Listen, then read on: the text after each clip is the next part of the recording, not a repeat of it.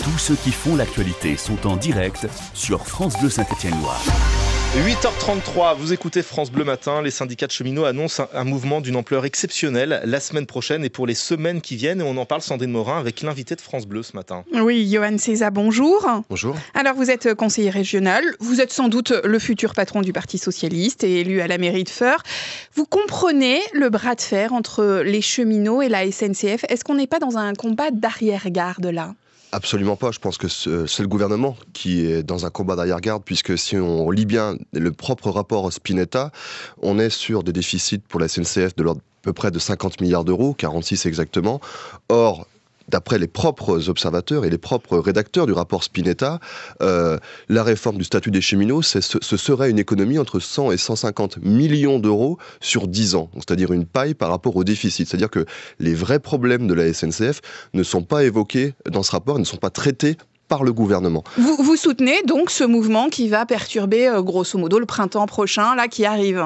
Vous savez, moi je suis un usager quotidien du train. Je fais tous les jours Saint-Étienne-le-Puy pour rejoindre mon lieu de travail, donc je sais ce que c'est. Mais par contre, quand on fait une grève, forcément il faut que ça se voit et il faut qu'il y ait des conséquences. Donc on est dans un bras de fer. Moi je soutiens la mobilisation des salariés et des cheminots. D'ailleurs, je trouve que c'est plutôt positif de la manière dont ils le font, ces fameux 2 jours sur 5, parce que ça montre qu'ils sont capables d'innover et que Emmanuel Macron n'a pas le monopole de l'innovation et du nouveau monde. Donc c'est bien, et on va vers une lutte qui sera dure, et je pense qu'il faut aller dans ce sens-là, puisqu'ils sont durs eux aussi. Quand on passe par les ordonnances, quand on matraque le Parlement, et qu'on n'est plus sur des négociations, mais uniquement sur de la discussion, eh ben, il faut imposer le rapport de force. Mais on la modernise comment, la SNCF ? Est-ce qu'on peut pas dire, hein ? François Hollande a essayé, vous avez essayé, oui, vous les socialistes. De 2014, oui, on bien fait sûr. Comment pour moderniser cette grande dame qui jalonne notre... Tout simplement, je pense qu'il faut changer déjà de braquet, ne plus se focaliser uniquement sur les grandes lignes TGV. Moi, nous avons travaillé à la région sur les conséquences, et je donnerai à France Bleu en exclusivité, on a fini hier, les conséquences des rapports... Vous montrez une carte là, hein ? Les conséquences on du la rapport... verra sur la vidéo sur francebleu.fr. Les conséquences du rapport Duron et Spinetta pour Auvergne-Rhône-Alpes, c'est-à-dire 1300 km de lignes qui peuvent être supprimées.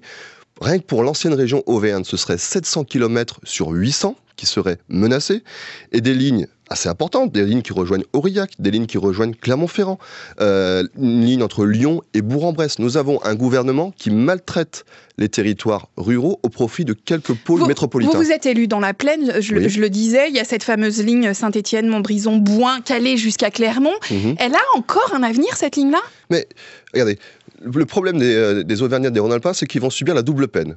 D'un côté, le gouvernement, et d'un côté, Laurent Wauquiez, qui n'a pas donné l'argent nécessaire pour la rénovation de cette ligne Saint-Étienne-Clermont-Ferrand. Je le répète, dans le CPER prévu par Jean-Jacques Ayrault, ancien président de la région Rhône-Alpes, il y avait 75 millions d'euros pour 5 petites lignes, dont Saint-Étienne-Clermont. Ça a été supprimé par Laurent Wauquiez pour l'A45, 140 millions d'euros, et 42,5 millions d'euros vers les routes départementales.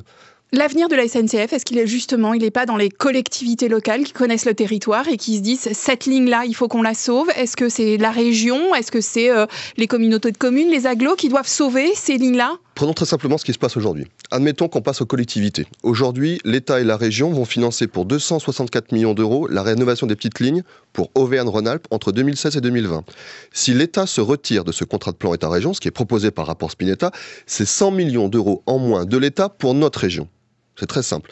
Donc si on enlève 100 millions de l'État, c'est soit les collectivités, comme vous l'avez dit, donc qu'est-ce qu'on fait après ? Soit on passe par l'impôt, soit on passe par une augmentation des tarifs, je ne pense pas que ce soit souhaitable, soit on supprime la formation professionnelle ou des lycées, les compétences de la région. Donc, à budget constant, si on enlève 100 millions d'euros d'investissement de la part de l'État, il faudra bien supprimer ailleurs ou augmenter les impôts. Donc ce n'est pas souhaitable. L'État doit investir dans les petites lignes françaises. 8h37, notre invité Johan César, conseiller régional PS. On va parler plus politique maintenant. On murmure que vous allez prendre les rênes du Parti Socialiste, c'est quasiment fait. En tout cas, dans la Loire, on est bien d'accord. Hein. Vous étiez pas, je vous ai pas vu hier lors du vote. Vous avez du courage quand même, Johan César. Vous êtes courageux ? Un parti presque mort ? Non, Moi, je suis courageux, oui, mais c'est aussi tous les camarades qui me soutiennent et qui étaient dans la motion avec Emmanuel Morel, et puis aussi nos camarades qui étaient avec la motion Carvounas dans la Loire, dont Régis Juanico et Pierrick Courbon et Isabelle Dumestre, par exemple. Voilà, nous avons dans la Loire réalisé 65%, si on additionne Emmanuel Morel et Luc Carvounas, 40% pour la motion que j'ai portée dans la Loire. Donc évidemment, je vais me présenter pour être candidat premier fédéral, j'aurai un adversaire face à moi. Et ce qu'on veut, c'est, nous avons des militants sur le terrain, dans ce département, et il faut qu'on continue ce combat. Et pour moi, le socialisme est encore une idée neuve, même si nous avons eu des débâcles électorales en 2017, et même pendant tout ce quinquennat de François Hollande, mais nous avons des camarades qui ont envie de relever la tête et de continuer à défendre leurs valeurs et nos idées. Si ça avait été Stéphane Le Foll qui a été arrivé hier soir, c'était bon? Vous n'en faisiez plus partie de ce parti? Étant donné ses positions, il aurait été très difficile pour moi d'être candidat. Je ne pouvais pas être représentant des socialistes dans la Loire et combattre au national un premier secrétaire auquel je ne suis sur les positions avec lesquelles je ne suis pas d'accord. Avec Olivier Faure, président du groupe socialiste à l'Assemblée, qui arrive donc en tête au niveau national. Au niveau, tout à fait, oui, au niveau national. Soir. Donc ça le crédibilise complètement, ça le renforce dans sa position. Moi, j'attends de voir ce qu'il va faire. Est-ce qu'un moyen de renaître de vos cendres, ce n'est pas de prendre des collectivités, des communes, comme vous en aviez? Je pense notamment à la mairie de Saint-Étienne. En ce moment, il se murmure à peu près partout que vous êtes en train de tester un ticket. Cécile Cukierman, Régis Juanico, pour prendre cette mairie. Il ferait un bon maire de Saint-Étienne, Régis Juanico? Sans doute. Sans doute. Il pourrait être candidat? Pour l'instant, je connais quand même bien Régis Juanico, il est vraiment attaché à son mandat de député et de conseiller départemental. Je ne pense pas. Il dit aussi que c'est le dernier, qu'il n'en fera pas d'autres, donc ça lui laisse du temps. Oui, ça lui laisse du temps, mais il n'est pas du tout dans cette réflexion, ça je peux vous le dire, je le connais très très bien.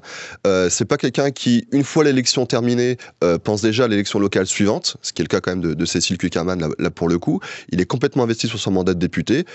Nous verrons bien, mais lui, il veut être avec Jean-Claude Tissot l'artisan du rassemblement de la gauche. Regardez l'effondrement, que ce soit du Parti communiste, du Parti socialiste, des Verts, des radicaux. Il veut être l'artisan d'une refondation totale de la gauche, et pas uniquement du Parti socialiste. Yohann César, merci beaucoup. Je rappelle donc que vous êtes conseiller régional et élu à la mairie de Feurs. Merci. Tous ceux qui font l'actualité sont en direct sur France Bleu Saint-Étienne Loire.